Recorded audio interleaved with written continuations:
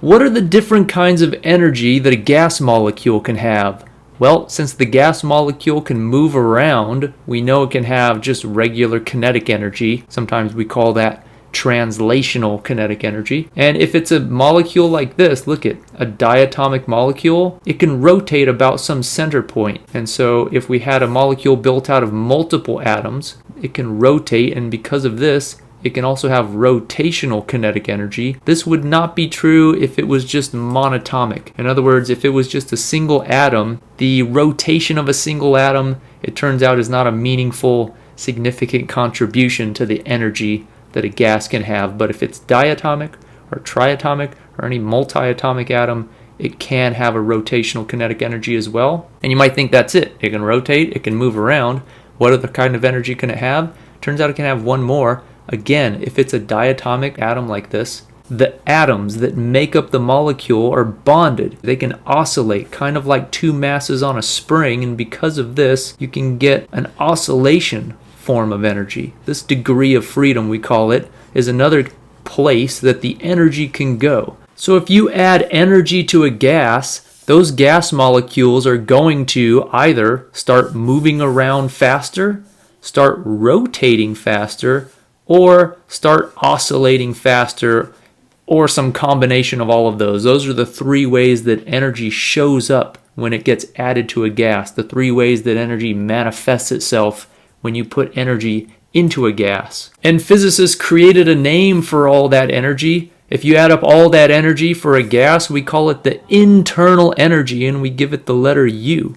So U is the internal energy of the gas. And by internal energy of a gas, we mean all the energy, the kinetic, the rotational kinetic, the vibrational energy. All that energy added up is what we mean by the internal energy of a gas. But why am I telling you all this? I'm telling you this because I want to talk to you about the first law of thermodynamics.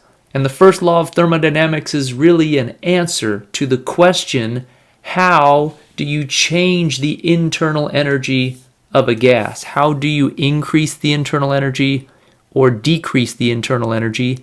We know what's going to happen once you increase or decrease it. The gas molecules are either going to speed up or slow down, rotate faster, rotate slower, and so on. But how do you get the energy in there?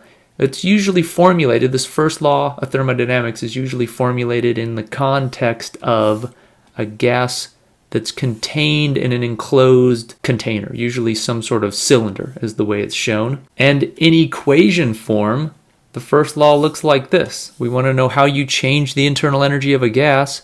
So it looks like this delta, which represents the change in the final value minus the initial value of the internal energy, equals, so this is the equation representation of the first law. What's going to go on the right-hand side? All the ways you can change the internal energy of a gas. One way you can do that, well, just stick a fire underneath this container. Let's say this container is closed up and you put a fire underneath.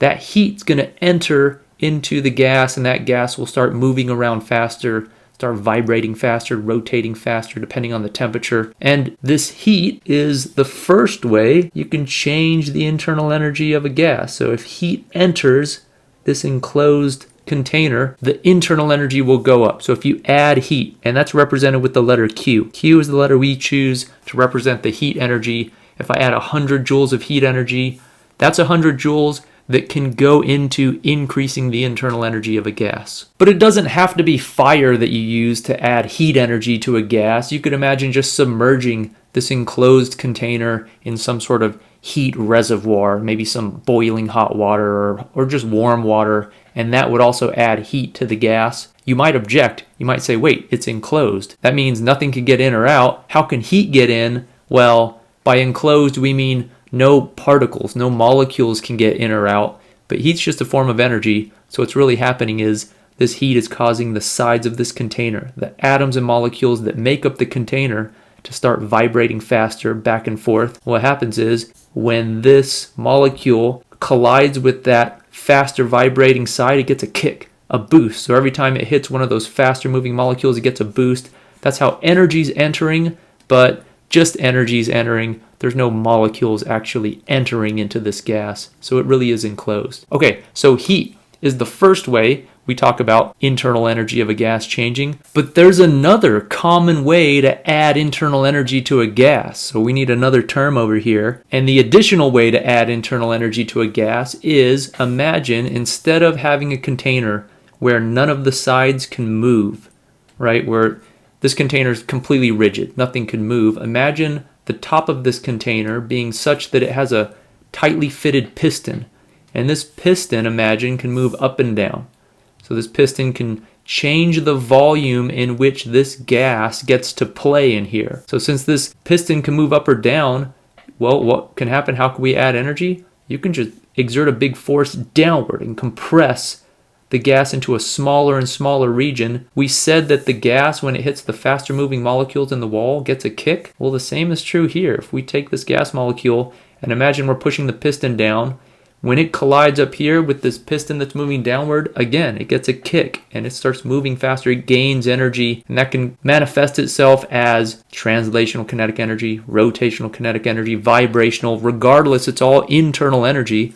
And so, well, we're exerting a force. This force is exerted over a certain amount of distance if we're pushing this thing down. And we know what force times distance is. We're doing work. That's how we're adding energy into this gas, is work is being done by pushing the piston down. And if we do work on the gas, that means we're adding internal energy to the gas, and the value of the work is the amount of energy we're trying to add to the internal energy of the gas. So these are the two common ways that you can add energy, internal energy, to a gas, and this is the formula version of the first law of thermodynamics. So this is it. These are the two ways you can add energy. Q is the heat, W is the work done on the gas. Now, important point here. This is the work done on the gas. And that's why I put a plus sign here, because by doing work on the gas, we're adding energy to the internal energy. We're adding energy. The gas is gaining energy because we're doing work on it. Now, some textbooks and other resources, you'll see the first law written like this, except instead of a plus sign, you'll see a minus sign, and there'll be a minus sign here instead of a plus sign because they'll be talking about the work done instead of on the gas, they'll be talking about the work done by the gas, which is to say, if the gas were to push the piston up, it would be losing energy. It'd be doing work on its surrounding environment out here, losing that energy. That would be energy that's getting taken away from the internal energy of the gas, because we're talking about the gas in the piston here, inside the cylinder. So you've got to be careful. I've formulated it in the version with the plus sign, but you can also see this with the minus sign. And in problems with questions, you've got to be really careful. You've got to look at, is it asking you for the work done on the gas, or is it asking you for the work done by the gas? You might think, oh my gosh, this is going to be really hard. How do I figure out one? If I know the work done on the gas, how do I figure out the work done by the gas? Well, that's really easy. The work done on the gas is equal to negative the work done by the gas. And vice versa. The work done by the gas is equal to negative the work done on the gas, because if the gas does 100 joules of work, that's like someone doing negative 100 joules of work on the gas. Because if you do negative work on an object, you're actually taking energy away from it. So that's the first law of thermodynamics. It tells you how to add internal energy to a gas. Now, if you're clever, you might object at this point and say, wait a minute, this isn't a new law of physics. This is just conservation of energy. It says the energy you add into a gas shows up as the energy in the gas. And what I have to say to that is, you're right. This is just conservation of energy. It's not really a new law at all. Why do we give it a special name? Well, the reason is when physicists were developing this law, it wasn't clear what heat was. It wasn't clear that heat was just another form of energy. It took a while to realize that heat is just another form of energy. For a while, there was talk about heat being some sort of weird fluid that could actually enter a substance. And now we laugh at that. We're like, ha ha ha, what a bunch of dopes. But this is a microscopic property, and it's hard to see unless you have an ability to talk about these things microscopically, which took a while to do. It's not obvious what we should think about this material of heat as being. So that's why I got a special name, and the name stuck. We like it. It's the first law of thermodynamics.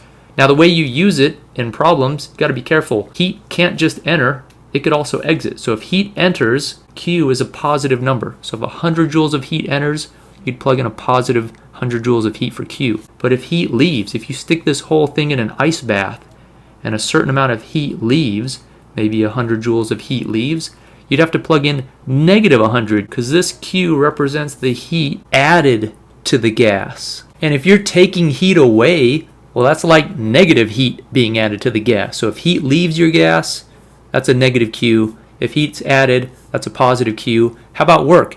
This is work done on the gas. How do you know if this is positive or negative? Well, if you're pushing the piston down, well, it doesn't matter. If the piston moves down, whether you're pushing it or not, work is being done on the gas. So this is positive work done. So if the piston's moving down, positive work is being done on the gas. That means energy is entering. That's a positive value for W. Now, if the piston expands, that is to say, if the gas expands and the piston moves up, well, that's gas doing work on the piston in the environment. That's negative work done on the gas. Remember, we're talking about work done on the gas. So if piston moves down, positive work done on the gas. You got to plug in a positive value here. If the piston moves up, that's negative value of the work done on the gas. You'd have to plug in a negative value for the work here. So be very careful. This is a way to calculate the internal energy. It's the first law of thermodynamics and one of the most fundamental and most often used equations in all of thermodynamics.